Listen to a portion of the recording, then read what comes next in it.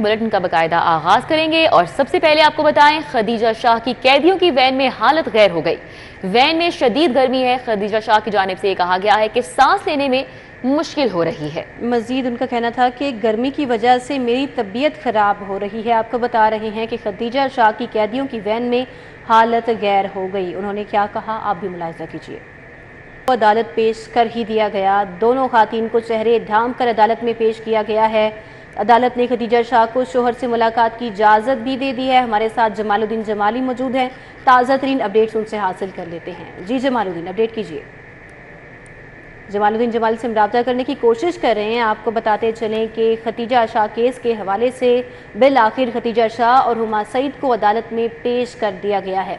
दोनों खातून को चेहरे ढांप कर अदालत में पेश किया गया है। अदालत ने खदीजा शाह को अपने शोहर से मुलाकात की इजाज़त भी दे दी है। आपको बताते चले कि तफ्तीशी ऑफिसर ताहाल वहां पर नहीं पहुंचे हैं। बिलाखिर खदीजा शाह और हुमा सईद को अदालत में पेश कर दिया गया है और आते हुए रास्ते में उनकी हालत भी गैर हो गई थी। उनका बयान भी आपने सुना। हमारे साथ जमालुद्दीन जमाली मौजूद है, उनसे रब्ता बहाल हुआ है।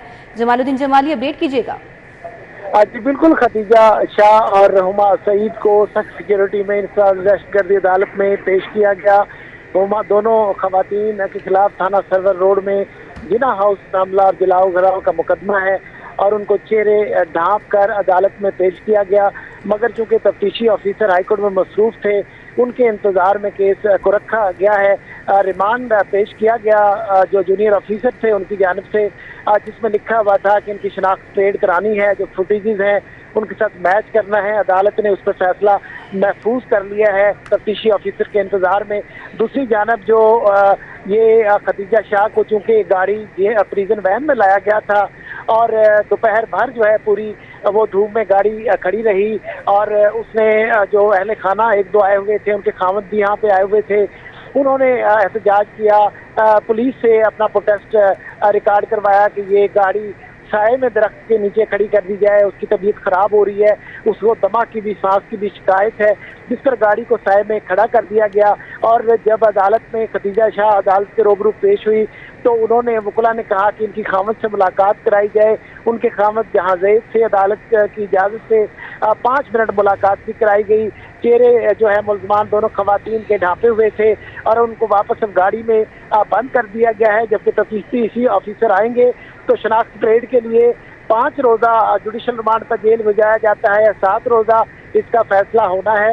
शनाख्त परेड के लिए जुडिशल रिमांड पर जेल भिजवाया जाना लाजिम है क्योंकि यही पुलिस की इस्तदा है।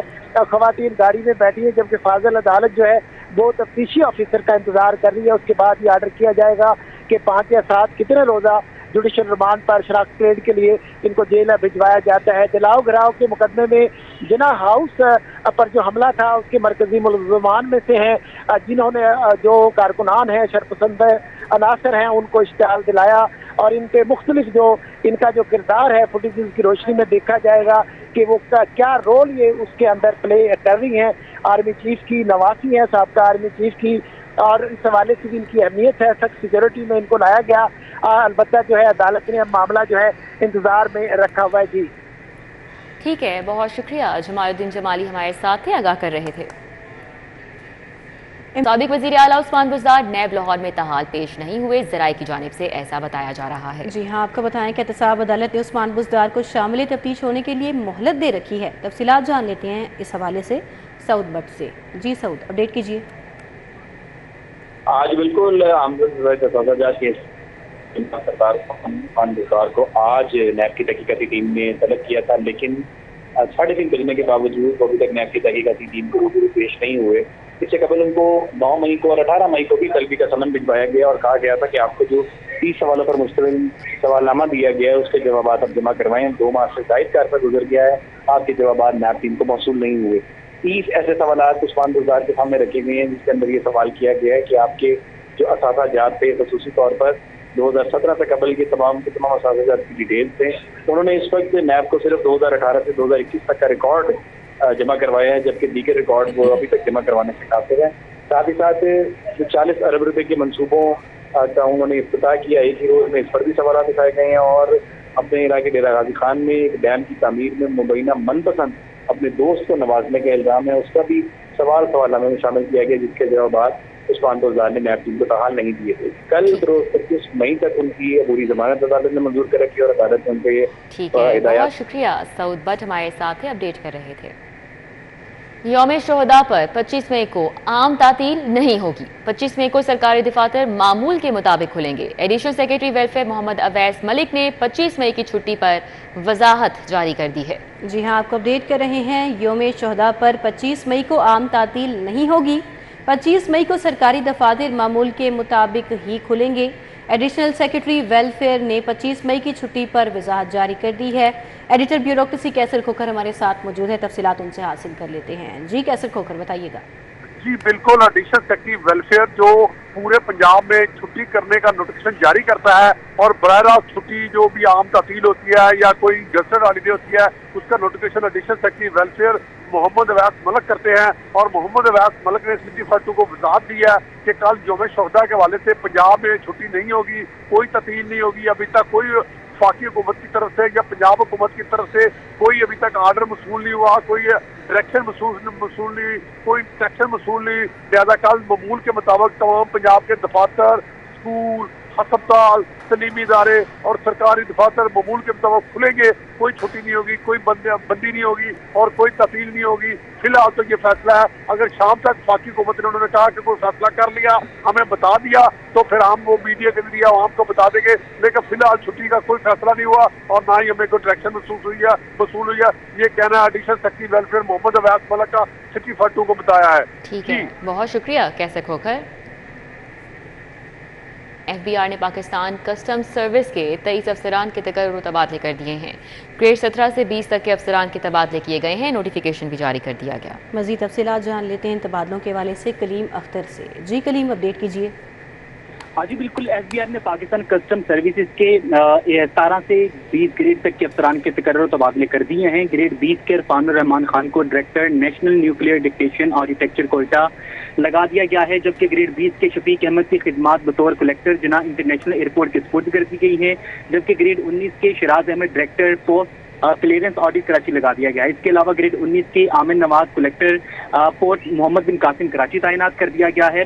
इसके अलावा जवेद सरवर को additional collector appraisement custom house लगा दिया गया है और ग्रेड 19 के जुनेद उस्मान को एडिशनल कलेक्टर इन्फोर्समेंट लाहौर तैनात किया गया है और ग्रेड 19 की अनिका अफजल को input and output coefficient organisation Lahore तैनात कर दिया गया है और ग्रेड 18 के हमीर खान की खिदमात भी बतौर डिप्टी कलेक्टर इन्फोर्समेंट लाहौर के हवाले कर दी गई हैं। इसके अलावा ग्रेड 17 की मोहम्मद फहद जमील को assistant director ministry of foreign affairs Islamabad लगा दिया गया है। ग्रेड 17 के नासिर इकबाल कसूरी को भी बतौर असिस्टेंट कलेक्टर अप्रेजमेंट ईस्ट लाहौर तैनात कर दिया गया है और इसके अलावा दीगर अफसरान को भी मुख्तलिफ शहरों में तबादला तकर्रुर कर दिए गए हैं। बहुत शुक्रिया कलीम अख्तर। अदालती बैलिफ के साथ थानों में अफसरान के रवैये का मामला। बैलिफ को देखकर रोजनामचे छुपाने पर सेशन जज लाहौर ने नोटिस ले लिया। बैलिफ से ताउन ना करना अदालती काम में रुकावट डालना करार दिया गया है। शाहीन अतीक इस मामले पर मजीद तफसीलात बताएंगे। जी शाहीन अतीक। जी, अदालती बैलिफ के साथ थानों में रवैया पुलिस का ठीक ना होने और बैलिफ को देखकर रोज़नामचे छुपा लेने का सेशन जज लाहौर की तरफ से सख्त नोटिस जो है वो लिया गया है और तमाम एडिशनल सेशन जजों को हदायत की गई है कि अगर कोई बैलिफ थाने जाए और वहाँ उसके साथ रवैया ठीक पुलिस अफसरान ना रखें तो उनके ख़िलाफ़ जो है वो फौरी तौर पर जो है वो कार्रवाई की जाए। सेशन जज लाहौर ने अदालती बैलिफ के काम में रुकावट जो डाली जा रही है उसको अदालतों से मुंसलिक करते हुए कहा है कि ये अदालती काम में रुकावट शुमार होगा। बैलिफ की तरफ से सेशन जज को ये कहा गया था कि अदालत हमें हफ्से बिजा की दरख्वास्तों पर कार्रवाई करिए। जब थाने भेजती है तो हम जब थाने बरामदगी के लिए जाते हैं तो हमें देखकर वहाँ पर रोज़नामचे छुपा दिए जाते हैं। हमारे साथ पुलिस जो है वो ताउन जो है वो बिल्कुल नहीं करती, जिसकी वजह से हमें दुश्वारी का सामना करना पड़ता है और हम रिपोर्ट जो है वो सही तरीके से बना नहीं पाते। इसका सेशन जज लाहौर ने सख्त नोटिस दिया। शाहीन अतीक, आपका बहुत शुक्रिया। से फिर वक्त इतना ही। मजीद खबरों और अपडेट्स के लिए आप विजिट कर सकते हैं हमारी वेबसाइट city42.tv।